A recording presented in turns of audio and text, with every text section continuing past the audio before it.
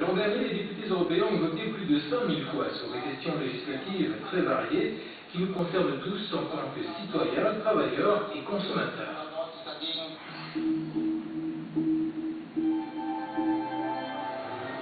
Les dernières élections européennes datent de juin 2004. Aujourd'hui, le Parlement comprend 785 membres issus d'une centaine de partis politiques nationaux. Les députés sont organisés au sein de 8 groupes politiques. Le Parlement joue un jeu égal avec le Conseil et la Commission dans le processus législatif de l'Union européenne. Il vote les lois de manière conjointe avec le Conseil dans un large éventail de domaines. Il exerce une supervision démocratique de la Commission. Enfin, il établit et contrôle le budget. Nous savons que l'homme d'État européen... Les députés siègent en groupes constitués en fonction de leurs affinités politiques. Ces différentes formations travaillent à l'instar de véritables partis politiques à l'échelle européenne. Ils forment des alliances et négocient des compromis.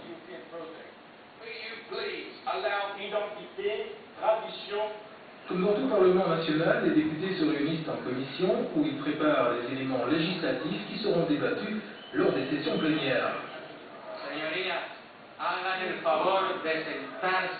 Et lorsqu'ils sont en session, les députés européens siègent dans l'Assemblée à Strasbourg ou à Bruxelles.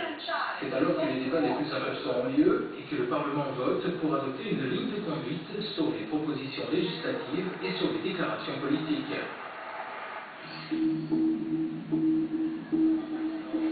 Hans-Gert Pöttering, aujourd'hui président du Parlement européen, a été élu en janvier 2007. Il occupera ses fonctions jusqu'aux prochaines élections européennes en 2009. Il est de nationalité allemande et appartient au groupe du Parti populaire européen et des démocrates européens.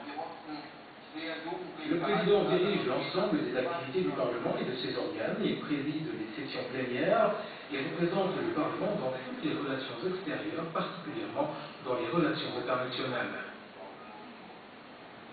Le Parlement européen accueille fréquemment des présidents, des premiers ministres ainsi que d'autres visiteurs distingués en provenance de nombreux pays.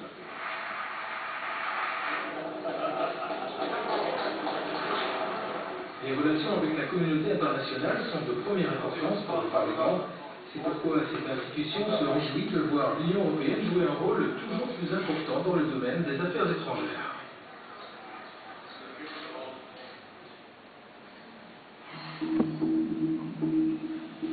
Plus de 60% de nos lois nationales actuelles ont été conçues et votées au niveau européen.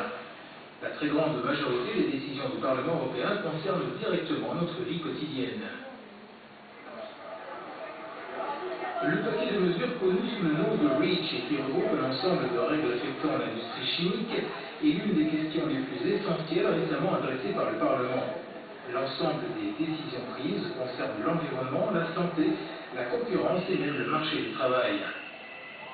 Être capable de respecter efficacement la loi du marché tout en maintenant les acquis sociaux qui garantissent les prestations sociales et la qualité de vie, voilà le défi majeur de l'Europe. C'est pourquoi la recherche du bon équilibre a été le souci principal du Parlement lorsqu'il a rejeté la directive sur les services portuaires ou qu'il a amendé de manière significative la directive des services.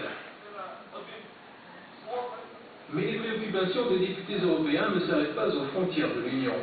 Les missions d'observation électorale ou la remise du prix Sakharov pour la liberté de penser sont autant d'exemples des engagements du Parlement européen en faveur de la défense des droits de l'homme et de la promotion des valeurs démocratiques dans le monde.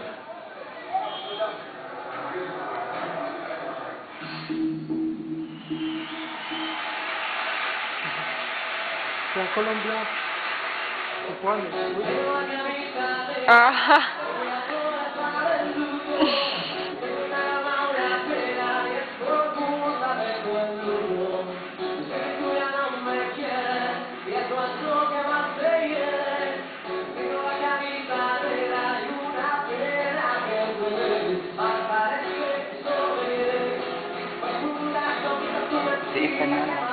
Colombienne. Le Parlement travaille aujourd'hui dans les 23 langues officielles de l'Union.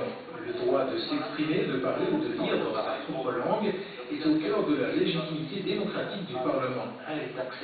De plus, dans une Union européenne élargie, il est vital que les langues nationales ou officielles soient respectées, car elles sont un symbole de l'indépendance et de l'égalité des États membres.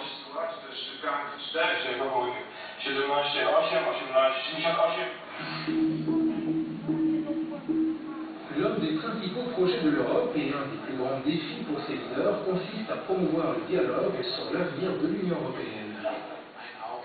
Une série de forums parlementaires se tiennent actuellement en Europe.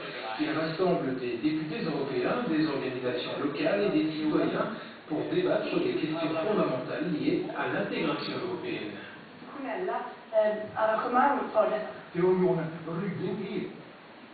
En accueillant la Bulgarie et la Roumanie, l'Union a franchi une étape importante dans l'unification de l'Europe.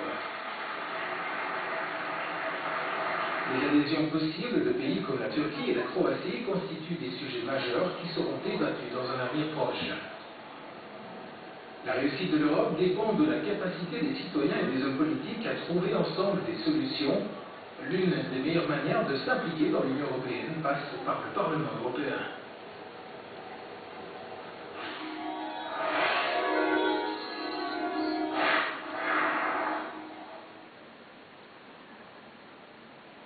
Oh, c'est déjà fini. Juanes. Espagnol. Je comprends rien l'espagnol. Voilà là.